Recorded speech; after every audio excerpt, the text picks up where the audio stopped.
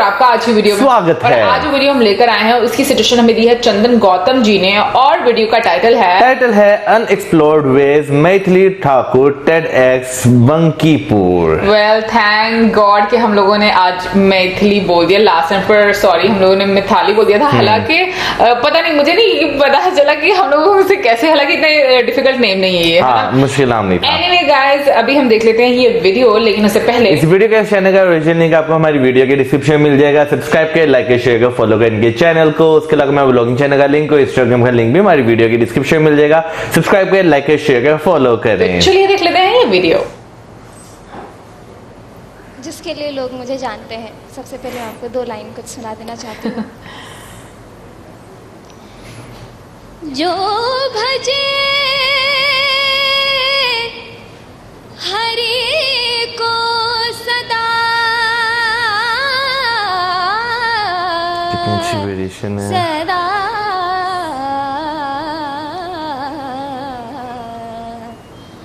जो भजे हरि को सदा, सोही परम पद पावेगा, सोही परम पद पावेगा। Thank you. तो वैसे अच्छा गाया, बट मुझे समझ वैसे नहीं लोग आया। मुझे जहाँ बुलाते हैं तो सिर्फ गाने के लिए बुलाते हैं। पहली बार मुझे किसी ऐसी जगह, ऐसी स्टेज पे इनवाइट किया गया है जहाँ पे मैं बोल सकती हूँ, मन भर के बोल सकती हूँ। तो आज मैं बहुत सारी चीज़ें आपको बताऊँगी। बहुत सारे स्पीकर्स आए, उन्होंने अपनी अपनी बातें बोली, लेकिन मुझे लगता है कि मतलब उन लोगों का एक एक्सपीरियंस था, 20-30 साल का एक्सपीरियंस, और मेरी एज अभी खुद 18-19 साल है।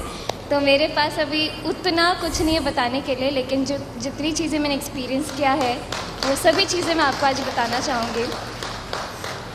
तो मैं रहने वाली हूँ मधुबनी, बिहार की। अपना मधुबनी इसीलिए मेरा नाम भी मिलता जुलता मेरे बाबा ने रखा मेरे लिए। मैथिली नाम है मेरा, मैथिली ठाकुर। उससे पहले मेरा नाम तन्नू है। तन्नू मुझे घर पे बोला जाता है, और तन्नू इसीलिए कन्वीनियंट है क्योंकि अपने यहाँ पे आदत होता है कि अगर नाम तन्नू है तो उसको तनुआ बोल सकते हैं। अगर मेरे भाई का नाम हनी है तो उसको हनिया बोला जाता है, हनी नहीं बोला जाता है। तो मुझे तनुआ बोलते हैं, उसको हनिया, उसको सनिया। और इसलिए नाम मैथिली, इसलिए अब कोई मैथिलिया नहीं बोल सकता है, बहुत मेहनत लगेगा बोलने के लिए। तो मैंने शुरू कैसे किया, और लोग मुझे 2016 के आसपास से जानते हैं। उससे पहले भी मैं एग्जिस्ट करती थी, यहीं पे थी, इंडिया में ही, दिल्ली में रह रही थी। जब तक मैं 7 साल की नहीं हुई तब तक मैं अपने गांव, उड़ेन गांव है मेरा, मधुबनी, बेनीपट्टी, बनकट्टा, उड़ेन में मेरा गांव है। अपने बाबा दादी माँ के साथ रही हूँ 7 साल की उम्र तक। और वो चीज़ मैंने एक्सपीरियंस किया है कि एक धार्मिक माहौल रहा है हमारे घर पे। हमेशा राम सीता जी का कीर्तन, अष्टजाम, भजन हर हफ्ते कुछ ना कुछ होता ही जाता है। तो म्यूज़िक का एक इंटरेस्ट बोला जाए तो हाँ, सुनना मुझे बहुत पसंद था, लेकिन गाना उतना पसंद नहीं था। ऐसा लगता था कि मेरे बस की नहीं है ये काम। मैं बस सुन सकती हूँ, एंजॉय कर सकती हूँ। बाबा के साथ बैठ के मटर गश्ती करती थी, फ़न करती थी, बहुत मज़ा आता था। फिर जब मैं 7 साल के बाद मुझे पापा दिल्ली ले आए, मेरे भाइयों को भी दिल्ली लेते आए, मम्मी भी, मतलब हम लोग सब दिल्ली शिफ्ट हो गए।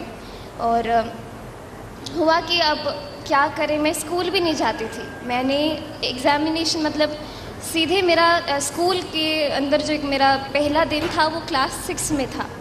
तो उससे पहले मैंने कभी भी स्कूल की शक्ल ही नहीं देखी थी, कैसे लोग पढ़ते हैं, क्या होता है एग्ज़ाम्स, कुछ नहीं मालूम था। तो जब स्कूल में गई, 6ठी में थी, प्रिंसिपल हमारे बहुत अच्छे थे। उन्होंने बोला कि अच्छा बेटा, बहुत अच्छा गाती हैं आप, बस हमारे लिए हर साल बाल भवन इंटरनेशनल स्कूल को प्राउड फील करवाओ, आप फ्री में पढ़ो, यहाँ पे आपका ही स्कूल है, आपका ही घर है, जैसे पढ़ना है पढ़ो। तो बड़ा मज़ा आता था हमारे स्कूल में भी। और उसी से मुझे एक मोटिवेशन मिला कि हाँ, मुझे भी ये चीज़ अब अच्छे से करना चाहिए, म्यूज़िक के अंदर फिट होना चाहिए। मेरे पापा, मैं एक बात बोलूँ कि सभी के पापा मम्मी बोलते हैं बेटा पढ़ाई लिखाई कर लो, उसके बाद अपना जो भी चीज़ में इंटरेस्ट है वो करते रहना। मेरे पापा बोलते हैं पढ़ाई लिखाई बाद में करना, स्कूल में ही करके आया करो, घर पे मत करो, तुम अभी घर पे सिर्फ प्रैक्टिस करो। तो मेरे पापा मम्मी हमेशा से मुझे बहुत सपोर्ट किए हैं, और उन्हीं के वजह से मैं अभी जो कुछ हूँ लोग जानते हैं, सिर्फ मेरे पापा मम्मी, मेरे दादा दादी, सबकी वजह से सभी लोगों ने बहुत इंस्पायर किया। मेरा पहला रियलिटी शो से मेरा कब शुरू हुआ, मतलब टीवी वीवी कब शुरू हुआ, 2011 की बात है।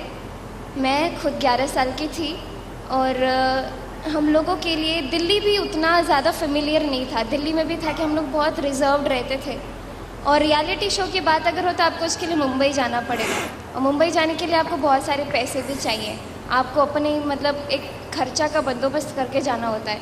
और हम लोग का गांव में तो बहुत अमीर है, मेरे बाबा का खुद का ये है वो है, क्या बोलते हैं, खेत खलिहान है, ज़मीन जायदाद जो भी बोलते हैं, बाबा लोग का बहुत कुछ है। लेकिन जब हम लोग दिल्ली शिफ्ट हुए तो हम लोग मतलब एक इनिशियली मतलब एक चीज़ शुरू से शुरू करना पड़ता है। मैं पापा के साथ हर जगह जॉइंट क्लासेस में जाती थी, क्लासिकल म्यूज़िक जितना सीखने को मिलता था सीखने की कोशिश करती थी। अब वो चीज़ सोचना था कि हाँ 2011 आ गया है, अब लिटिल चैम्प्स का ऑडिशन आ रहा है, सभी लोग अप्रोच कर रहे हैं, अब जाते हैं। तो हम लोग गए, ऑडिशन पास करते करते करते करते मैं मुंबई तक पहुंच गई। मुंबई उन लोगों ने बुला लिया। मुंबई बुलाने के बाद 3 ऑडिशन था। 3 ऑडिशन करने के बाद आप टीवी पे दिखते, मतलब टीवी पे जब आपको लोग दिखते हैं तो आपको लगता है अरे वाह ये बच्चा बिल्कुल घर से उठ के आया है, लेकिन ऐसी बात होती नहीं है। टीवी पे अपीयर होने से पहले आपको बहुत मेहनत करना पड़ता है, आपको 7-8 ऑडिशन देना पड़ता है। एक ऑडिशन देने के लिए आपको सुबह 4 बजे लाइन में लगना पड़ता है, रात के 12 बजे आपके नंबर आता है, ऐसा सीन होता है।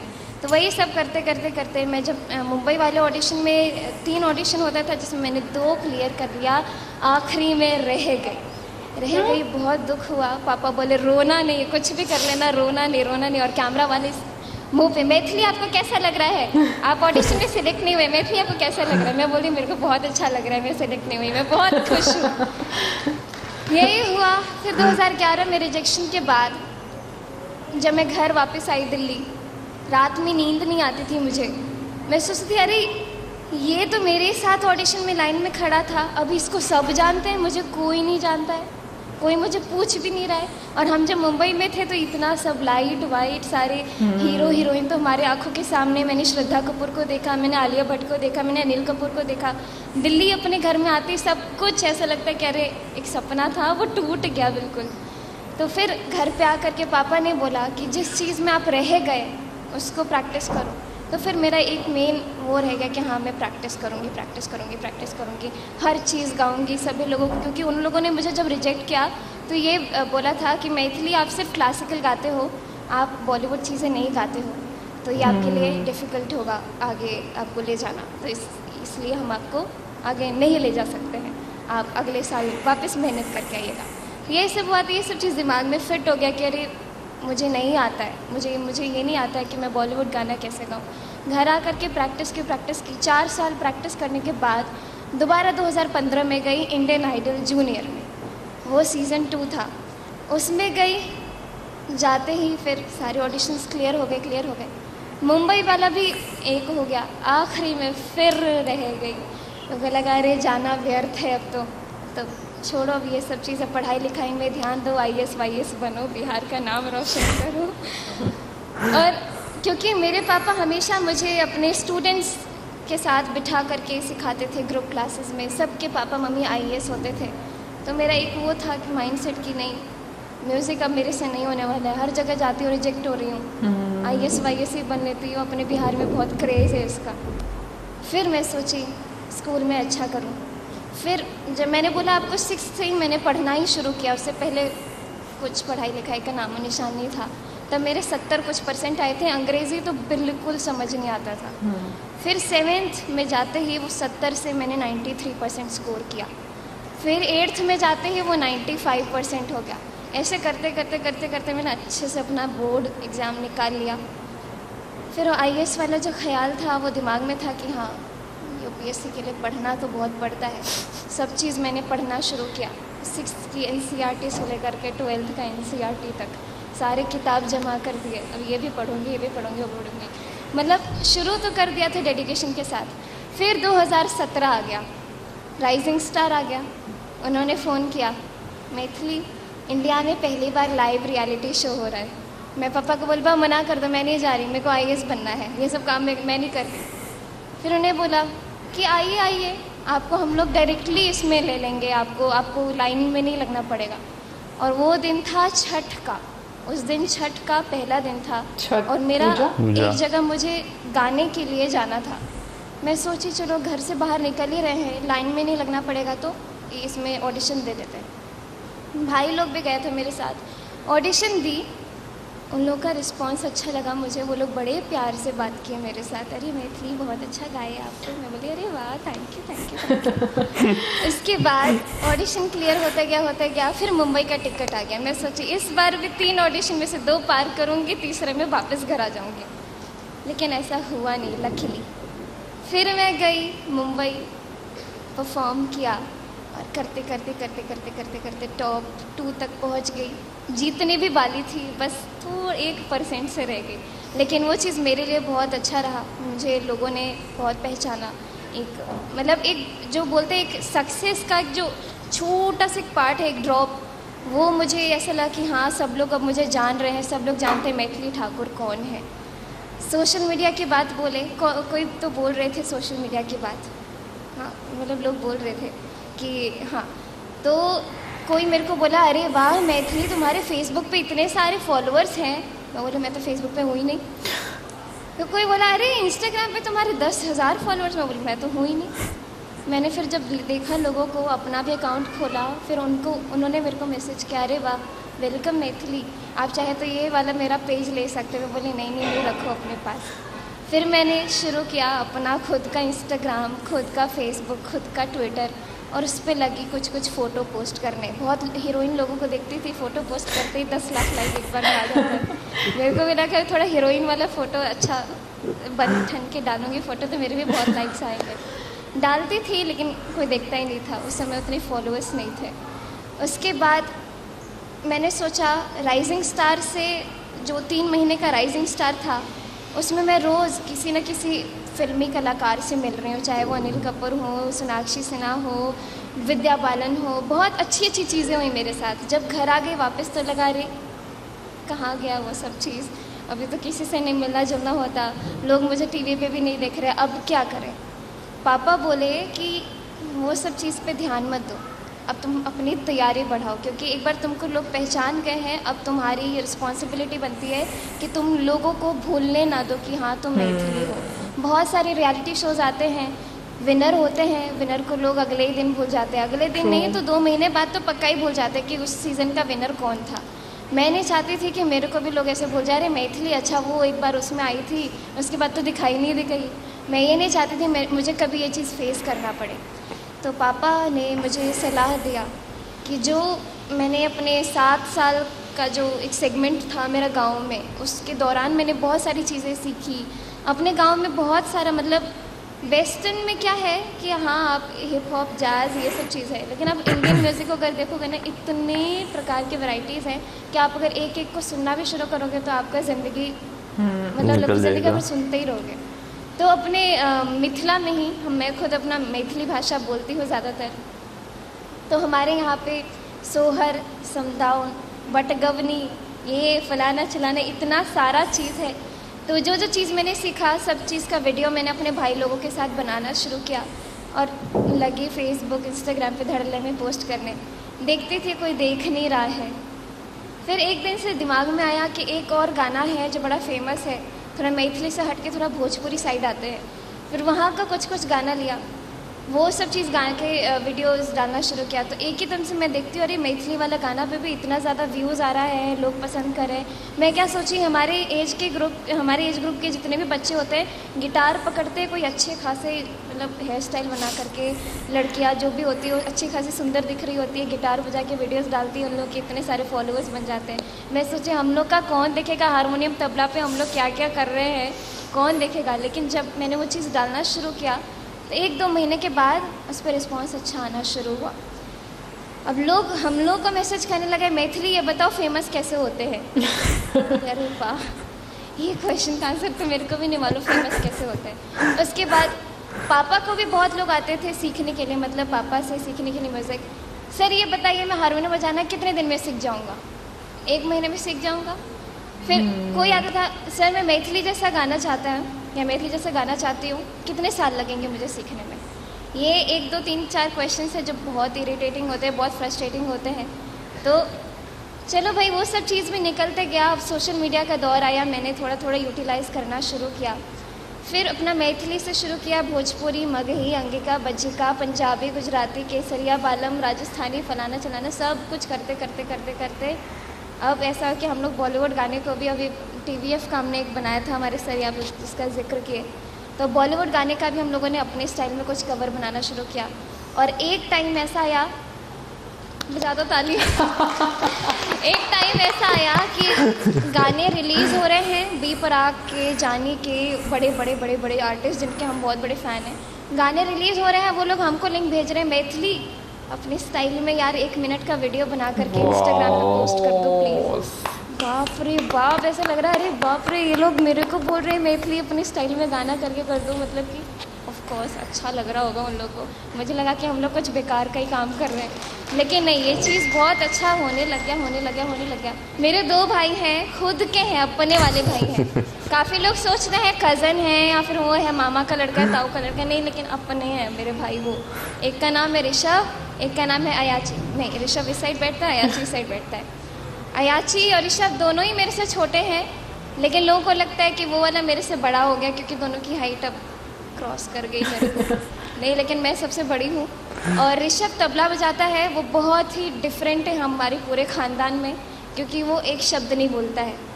आप सबके सामने बहुत अच्छे से बिहेव करेगा, लेकिन वो बोल देगा एक शब्द नहीं। अयाची वही, वो बिना मतलब का नॉनसेंस बोलता रहता है। तो हम तीनों बहुत डिफरेंट है। लोगों ने बोला है मैथिली बॉलीवुड में कब जा रहे हो, मैं ये बोलूँगी मुझे बॉलीवुड में जाना ही नहीं है। मैंने कभी सोचा ही नहीं कि मुझे बॉलीवुड के लिए, मैंने कभी प्रैक्टिस ये सोच के नहीं किया कि मुझे एक दिन पिक्चर में गाना गाना है। बॉलीवुड से अगर अपॉर्चुनिटी आएगा ठीक है, हम लोग कोई भी अपॉर्चुनिटी छोड़ेंगे नहीं, सोच समझ के हर काम करेंगे।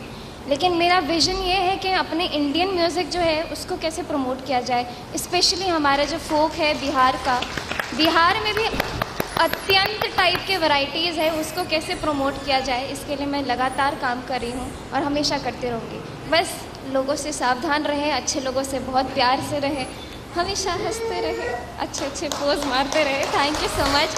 मेरे पास ज़्यादा कुछ अभी बोलने के लिए नहीं है, बहुत भाषण दे दिया मैंने। Thank you so much for bearing me. Thank you. बात करें इनके जर्नी की, वाकई एक बहुत डिफरेंट जर्नी था। हम जब लोगों के एक्सपीरियंस सुनते हैं, इससे पहले भी हमने जो है वीडियोस देखी हुई हैं जिसमें लोगों ने अपने बारे में बात की है, उनका एक्सपीरियंस और इनके एक्सपीरियंस में हमें बहुत फर्क लगा। मैं ये कहूंगी कि मैथिली चाहे एज में इतनी ज्यादा नहीं है, लेकिन इस तरीके से उन्होंने जो एक्सपीरियंस अपनी लाइफ के शेयर किए, मुझे लगता है कि उसमें काफी ज्यादा आपके लिए एक लेसन है, एक स्ट्रगल नजर आई कि कुछ भी आसानी से आपको नहीं मिलता। अगर आप अपने पैशन को फॉलो करते हैं और मेरा ख्याल में किसी और चीज का बीच में ख्याल नहीं करते कि भाई नहीं मुझे ये चीज पैसों के लिए करनी है या मुझे अपनी पसंद के लिए करनी है, हमेशा मेरे लिए ये चीज ज्यादा मैं कहूंगी कि मैं प्रेफर करती हूँ कि आपको अपना पैशन जरूर फॉलो करना चाहिए, क्योंकि जो भी आप अपना करियर चूज करते हो, अगर आपको उसको करने में मजा नहीं आता ना, तो वो एक टाइम पर आकर आपके ऊपर बर्डन बनना शुरू हो जाता है। वैसे इस बात में कोई शक नहीं कि आप जब चीजों को जो है पैशन के, यानी कि पैशन आपको नहीं होता, आप वैसे ही किसी मजबूरी में काम कर रहे थे ना, तो नो डाउट वो चीजें जो है ना एक टाइम आता है जब आपके ऊपर बर्डनाइज होना शुरू हो जाती हैं, आप थक जाते हैं, तंग आ जाते हैं उन चीजों से। ये वाकई हकीकत है। लेकिन अगर उनकी बात करें, मैथिली की बात करें, तो अगर उनके गाने हम जब, यानी कि मैंने तो सुने हुए हैं, तो बहुत अच्छा लगता है। खासतौर पर तबले की मैं अगर बात करूँ ना, जो अपने भाई की बात की, तबला वो वाकई बहुत अच्छा बजाते हैं। वो कई लोग होते हैं ना कि कहा जाता है कि कई लोग तबला बजा रहे हैं, लेकिन कई लोग होते हैं कि वो तबले पे हाथ रखते हैं ना, तबला खुद ही बजना शुरू हो जाता है। वो वाला सीन है। वैसे मैंने अभी तक ये एक्सपीरियंस नहीं किया। आप कोई अच्छी सी वीडियो हमें जरूर शेयर करें मैथिली की, अपने भाइयों के साथ जो उन्होंने कोई गाना गाया हो, ताकि हम लोग भी, मतलब मैं एक्सपीरियंस कर सकूं, क्योंकि मौजूद तो ये देखा है। मैं शेयर कर सकता हूँ।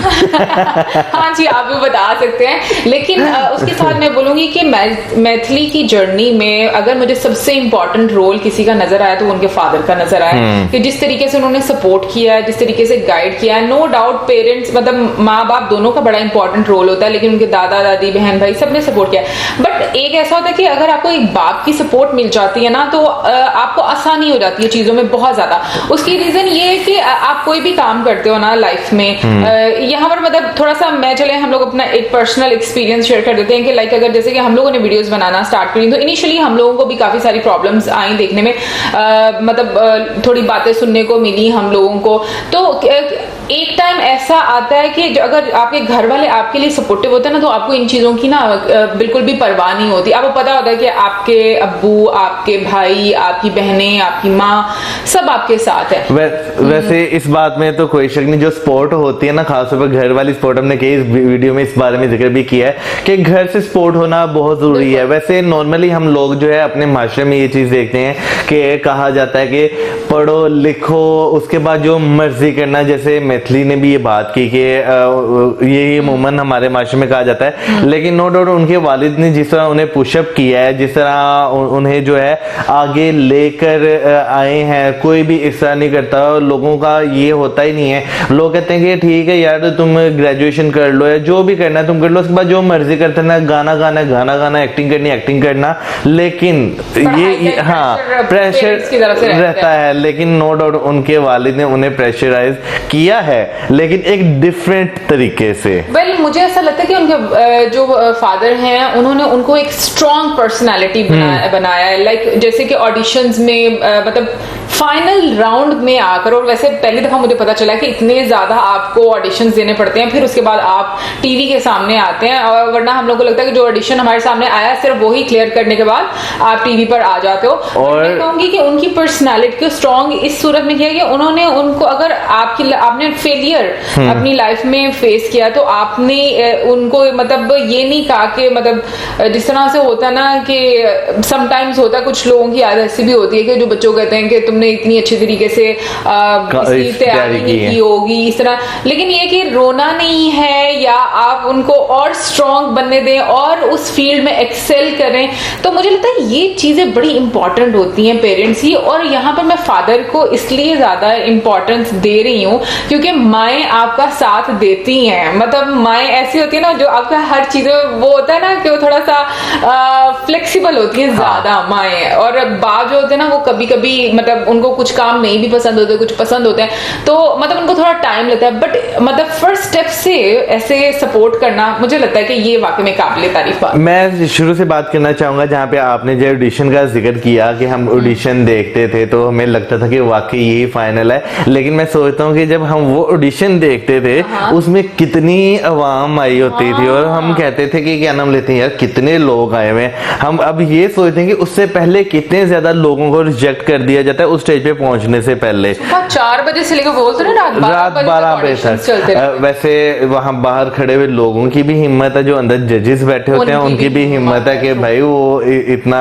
लंबे टाइम के लिए बैठते हैं। और दूसरा जो है ना, जैसे उन्होंने बात की वालिद की, तो नो डाउट उनके वालिद ने वाकई उन्हें बहुत ज्यादा सपोर्ट किया, एक स्ट्रॉन्ग पर्सनैलिटी बनाया। और जो होते हैं ना माँ बाप, वही आपकी जिंदगी में आपके अंदर कुछ चीजें ऐसी देख लेते हैं या वो कुछ माइंडसेट ऐसा बना देते हैं कि आप ये करेंगे तो आप जरूर आगे जाएंगे। मुझे अगर बात करें तो जो है इनकी स्पीच सुन के मुझे दंगल मूवी भी याद आ गई, जिस तरह उन्होंने अपनी दोनों बेटियों के लिए जो है एक चीज सेट तो कर दी, लेकिन बेटियां उस चीज को हजम नहीं थी कर पा रही।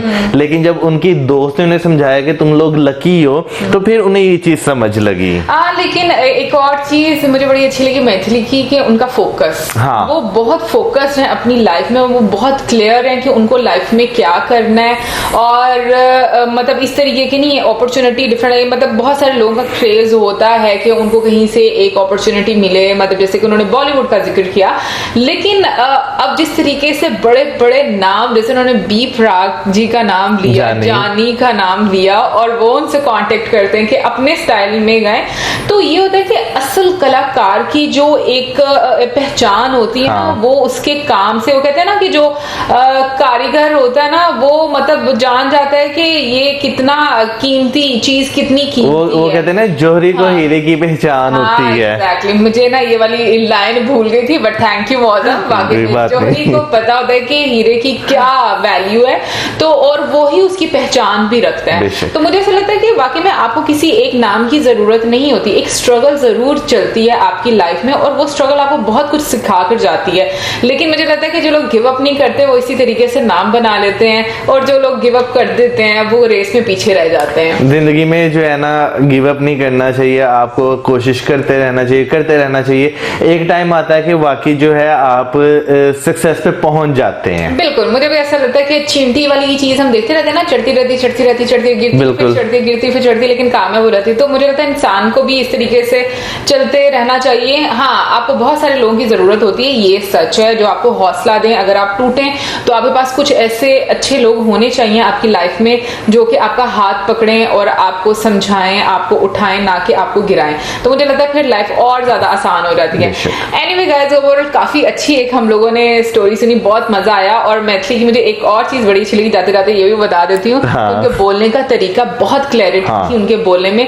मतलब जिस तरीके से मैं अक्सर सिंगर्स को देखती हूँ, बड़े बड़े सिंगर्स के नाम मैं लेने लगी हूँ, जैसे कि श्रेया जी का मैं नाम लूं, तो मुझे मैं उनके भी बोलने का स्टाइल देखती हूँ, रवानी देखती हूँ, तो उनकी रवानी कुछ इस तरीके की ही है बोलने की। तो मुझे लगता है कि सिंगर्स के शायद बोलने का तरीका थोड़ा सा डिफरेंट होता है। मैंने तो वैसे जितने भी सिंगर्स का इंटरव्यू सुने ना, उनके बोलने के तरीके में जो है ना, बहुत उनका तलफ्फुज़ बहुत साफ होता है। बिल्कुल, यही कह रही कि उनकी लैंग्वेज, जो उनकी जुबान बहुत क्लियर होती है। तो मुझे ये चीज, हालांकि अगर हम लोग लता जी को भी सुनते हैं, आम मतलब उनके इंटरव्यूज देखते हैं, या आशा जी को भी देखते हैं, तो एक बात करने का जो तरीका ना, हम लोग थोड़ा आ करके बात करेंगे, या मतलब उस तरीके से, लेकिन एक क्लैरिटी है उनके वर्ड्स में। मतलब नपे तुले अल्फाज सारे उनको पता होता है कौन सा वर्ड कहाँ पे बोलना है, ये वाकई पता होता है। बिल्कुल गाइस, ये तो थी हमारी आज की वीडियो। आई होप आपको अच्छी लगेगी। आपका क्या सोचना है, आपकी क्या ओपिनियन है, जरूर बताइए कमेंट सेक्शन में। और इसी के साथ हमें जो हमारे video, like, subscribe, share, keep us in your prayers. Good bye.